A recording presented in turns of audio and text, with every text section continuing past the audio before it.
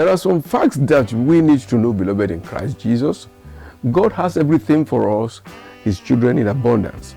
The only thing that can make us capture, inherit, or have them is faith in Him. You may pray. It is your faith that will bring what is far closer to you.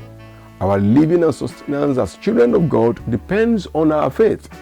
As it is written, ye shall live by faith.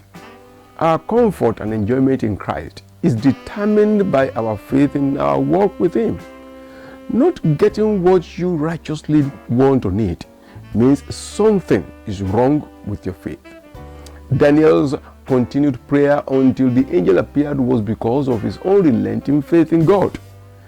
His faith was intact despite the situation.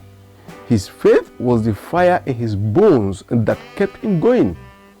In his experience as a faith man, he said in Daniel chapter 11 verse 32, "But the people that do know their God shall be strong and do exploits." Daniel's faith did not come after prayers. Rather, his faith led him into warfare. Your faith is a shield to you according to Ephesians chapter 6 verse 16. If one ingredient or element of faith was missing, he would have given up. That which makes a child of God to be discouraged and give up in place of prayer is lack of faith or fainting faith. In Matthew chapter 15 verse 32, Jesus remarkably recognized the faith of the multitude. He said, "Because they continue with me now 3 days." Strength may fail, strength may faint, your faith should not.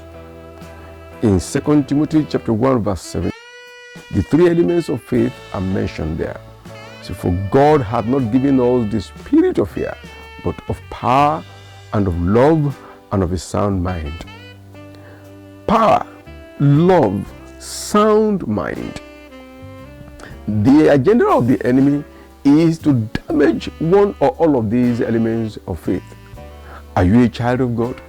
Then the battles confronting you is against your faith, and the goal of the enemy is to break down one or all of these elements of faith.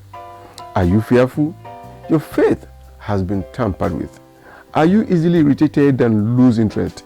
A door for hate and bitterness has been opened against your faith. Have you lost your mind? It is an indication of a handicapped faith. To keep the elements of faith intact, first, seek to know your God every day through His Word.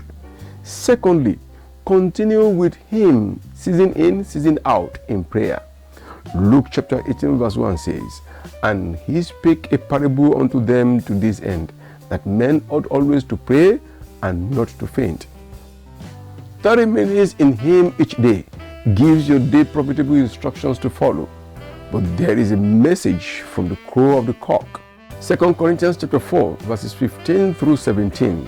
It says, "For all things are for your sakes, that the abundant grace might through the thanksgiving of many redound to the glory of God, for which cause we faint not. But though our outward man perish, yet the inward man is renewed day by day.